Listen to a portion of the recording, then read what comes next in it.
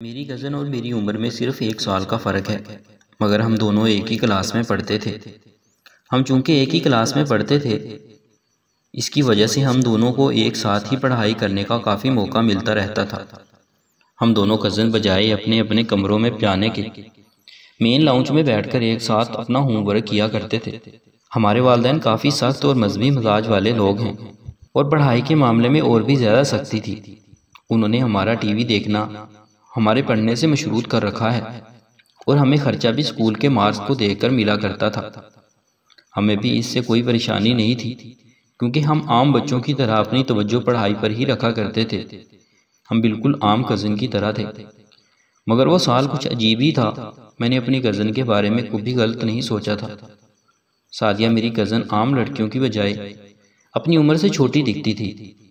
High school کی دوسری لڑکیوں کی طرح ابھی تک اس کا جسم مکمل طور پر ان خد و خال سے محروم تھا جو اس عمر کا خاصہ ہوتا ہے۔ مجھے محسوس ہوتا تھا کہ وہ اس معاملے میں پریشان رہتی تھی، مگر عام کزنوں کی طرح ہمارے درمیان کبھی اس معاملے میں بات نہیں ہوئی، اور اس کے ساتھ ہی اس کے کپڑے بھی لڑکیوں کی طرح فیشن زدہ ہونے لگے۔ میری والدہ نے اس کو کبھی ایسے کپڑے نہیں پہننے دیے جو کہ اشتعال انگیز ہوں، مگر سعدیہ کوئی نہ کوئی طریقہ ڈھونڈ لیا کرتی تھی۔ ہم دونوں اس دن میتھ کر رہے تھے اور ہم نے مختلف مشقیں بانٹ رکھی تھی۔ کچھ وہ حل کر رہی تھی اور کچھ میں حل کر رہا تھا۔ ہم دونوں ٹی وی لاؤنج میں بیٹھے کام کر رہے تھے اور امی جان تھوڑی دور بیٹھی سبزی کاٹ رہی تھی۔ ہم نے 1.5 گھنٹہ پڑھنا تھا تاکہ بعد میں ہم ٹی وی دیکھ سکیں۔ اچانک میری نظر اٹھی تو ایک عجیب منظر میرے سامنے تھا۔ سعدیہ سر جھکائے اپنا کام کر رہی تھی اور اس نے اپنی زبان اپنے گال میں گاڑ رکھی تھی، جیسا کہ وہ عموماً کرتی تھی، اور خاص طور پر اس وقت لازمی کرتی تھی جب اس نے شرارت کرنی ہوتی تھی۔ اس نے ایک تنگ سفید شلوار قمیض پہن رکھی تھی۔ میں اپنی کزن کی نظروں سے نظریں ملانے کی ہمت کھو رہا تھا۔ کچھ دیر کے بعد مجھے سرسراہٹ محسوس ہوئی۔ میں نے دیکھا تو یہ ایک کاغذ کا ٹکڑا تھا۔ میں نے سر مزید اٹھایا تو سعدیہ کا بازو واپس جاتا دکھائی دیا۔ میری کزن میری طرح نہیں دیکھ رہی تھی۔ میں نے امی کی طرف دیکھا، وہ بھی سبزی ہی کاٹ رہی تھی۔ امی کو پڑھتے ہوئے ہمارا بات کرنا سخت ناپسند تھا۔ میں اور سعدیہ پڑھتے ہوئے قطعاً بات کرنے سے گریز کرتے تھے۔ میں نے کاغذ اٹھایا اور پڑھا۔ میں نے اپنی کزن کے ہاتھ کا لکھا ہوا کاغذ کا ٹکڑا اٹھایا۔ اس پہ لکھا تھا، کیا دیکھ رہے ہو؟ او تیری خیر! میرا رنگ پیلا پڑ گیا۔ میں پکڑا گیا تھا۔ میں نے اس کی طرف دیکھا۔ کزن خاموشی سے مسکرا رہی تھی اور میری طرف معنی خیز طریقوں سے دیکھ رہی تھی، مگر میں ناقابل یقین حد تک شرمندگی محسوس کر رہا تھا۔ میں نے سر جھکا کر کام کرنے میں عافیت جانی، مگر میرے ذہن میں یہ سوال گردش کر رہا تھا کہ اس نے مجھے کب دیکھا، اور اگر دیکھا تو اپنی حالت کیوں نہیں درست کی کہ وہ میرے سامنے تقریباً اپنے گریبان کھول کر بیٹھی تھی۔ وہ ابھی تک اپنی اسی حالت میں بیٹھی تھی۔ میں نے کاغذ کا ٹکڑا اٹھایا اور اس پر لکھا، میں کیا کروں، میرے اختیار میں نہیں ہے۔ کزن اور یہ ٹکڑا اس کی طرف سرکا دیا۔ کزن نے میری طرف دیکھا اور اپنا ہاتھ بڑھا کر وہ ٹکڑا دبوچ لیا اور چپکے سے پڑھنے لگی۔ وہ پڑھنے کے بعد ہلکا سا مسکرائی اور میری آنکھوں میں آنکھیں ڈال کر دیکھنے لگی۔ اس کا چہرہ لال ہو گیا۔ غصہ یا شرم کچھ نہیں بتایا جا سکتا۔ اور پھر وہ کاغذ کا ٹکڑا میرے سامنے آ پہنچا۔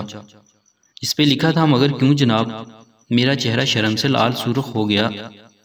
میری کزن وہ اب مجھے تنگ کر رہی تھی یا مذاق اڑا رہی تھی یا غصہ تھی، کچھ نہیں کہا جا سکتا۔ خیر میں نے لکھا، غضب لگ رہی ہو، تم کزن ہو یا چڑیل، مجھے تمہاری کسی چال کی سمجھ نہیں آ رہی، کیا چاہتی ہے؟ خیر اس نے سر جھکایا اور اپنی کاپی سے ایک صفحہ پھاڑا اور کزن اس پہ لکھنے لگی، اور پھر دوبارہ وہ صفحہ میری طرف سرکا دیا۔ اس دفعہ تحریر لمبی تھی اور کچھ یوں مخاطب ہوئی، تمہیں ایسے نہیں دیکھنا چاہیے بھائی، مگر واقعی میں اچھی لگ رہی ہوں۔ مجھے لگتا ہے میں ابھی بھی اپنی عمر سے کافی چھوٹی سی لگتی ہوں۔ مطلب آپ سمجھ گئے نا، کسی لڑکے کی رائے جاننے میں حرج نہیں ہے، چاہے وہ آپ ہی ہیں۔ کیا خیال ہے؟ میں نے تحریر پڑھی، دوبارہ پڑھی، جیسے اسے اپنے اندر جذب کر رہا ہوں۔ ہم دونوں آپس میں کافی کلوز تھے، مگر میں نے اس کے جسم کے بارے میں کبھی کچھ نہیں کہا تھا، کیونکہ وہ میری کزن تھی اور اچھی دوست بعد میں تھی، پہلے تو کزن ہی تھی۔ مجھے سمجھ نہیں آ رہی تھی کہ اس کا کیا جواب دوں۔ وہ میری طرف ہی دیکھے جا رہی تھی۔ موضوع کس طرف جا رہا تھا وہ اس دفعہ تھوڑا شرمائی اور سمٹی سی لگ رہی تھی۔ اس کے گال لال ہو رہے تھے، مگر کم بخت اس کا گریبان ابھی تک کھلا ہوا تھا اور وہ تھوڑا جھکی ہوئی تھی، اور وہ اپنے آپ کو چھپانے کی ذرا بھی کوشش نہیں کر رہی تھی۔ وہ میری نظریں اپنے گریبان پر مرکوز دیکھ کر بھی کچھ نہیں کر رہی تھی۔ میری آنکھوں میں جلن ہونے لگی تھی اور میرا چہرہ گرمی کی وجہ سے دہک رہا تھا۔ میں نے ٹکڑا پھاڑا اور لکھا، تم اب کافی بڑی لگ رہی ہو، کافی زیادہ۔ اسی وقت امی کی آواز آئی، سعدیہ بیٹا کام ختم کر لیا؟ کزن سعدیہ نے جواباً کہا، جی امی جی، کام ختم ہو گیا، میں بس کتابیں سمیٹ رہی تھی۔ شاباش، تم دونوں کافی محنت کر رہے ہو، خدا کرے محنت رنگ لائے۔ امی نے کہا، میں نے صرف سر ہلانے میں ہی اکتفا کیا، جو میں اور میری کزن محنت کر رہے تھے وہ خدا ہی جانتا تھا۔ کہانی کس موڑ کی طرف جا رہی تھی معلوم نہیں تھا، اور اب میں نے زیادہ سوچنے کی بجائے معاملے کو وقت اور حالات کے سپرد کر دینے کا سوچنا شروع کر دیا تھا، یا شاید میرا ذہن اس حد تک کزن کو تاڑنے پہ آمادہ ہو چکا تھا۔ اور یہ شام اختتام کو پہنچی۔ کافی دیر بعد تک میں بھی اپسٹ رہا۔ رات ڈھلنے لگی، میرے ذہن میں آج کے واقعات کی فلم چل رہی تھی۔ میری نظروں کے سامنے سعدیہ کا گریبان ہی آ رہا تھا۔ اس کے بعد چند دن ہم دونوں ہوم ورک کے لیے اکٹھے نہیں بیٹھ سکے۔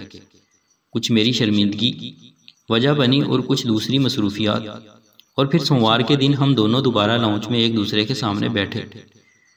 اب میری کزن دوبارہ میرے سامنے بیٹھی تھی اور ہم دونوں اپنے اپنے ہوم ورک میں مصروف تھے۔ امی پاس ہی بیٹھی ہوئی رسالہ پڑھ رہی تھی اور پاپا بھی آج گھر تھے۔ اگر کوئی گڑبڑ ہو گئی یا کزن نے پاپا کو بتا دیا، اس کی تو جان چھوٹ جائے گی، لیکن میری خیر نہیں تھی۔ یوں ہمارا یہ کھیل بہت مہنگا پڑ سکتا تھا، اور پاپا امی نے جو ہاتھ میں آیا اسی سے دھلائی شروع کر دیا کرتی تھی، اور اس نے تو کزن بن کے جان چھڑا لینی تھی۔ وہ میرے سامنے بیٹھے کچھ پڑھ رہی تھی۔ اسی دوران ہمسائے کی ملازمہ آئی اور امی سے کہا، خالہ جی، سبھی عورتیں میلاد میں شرکت کے لیے ہمارے گھر پہنچ چکی ہیں، بس آپ کی دیر سے میری باجی کہہ رہی ہیں، خالہ سے کہو جلدی آ جائیں، بس 1-1.5 گھنٹے میں میلاد کی محفل ختم ہو جائے گی۔ امی نے جواب دیا، بیٹی ان سے کہو میرے میاں دوسرے شہر گئے ہوئے ہیں، نہ جانے کب آ جائیں، ان کے لیے بس کھانا بنا رہی ہوں اور آتی ہوں، پھر نہ جانے کیا سوچا۔ اور میری کزن سے مخاطب ہوئیں، سعدیہ تم پڑھائی سے فارغ ہو کے روٹیاں بنا لینا، میں چلی ہی جاتی ہوں، کب سے میرا انتظار کر رہی ہیں۔ اور ہاں سنو، گیٹ بند کر کے بیٹھنا، آج کل چور ڈاکو سر شام ہی گھس آتے ہیں۔ اور کزن نے کہا، جی امی۔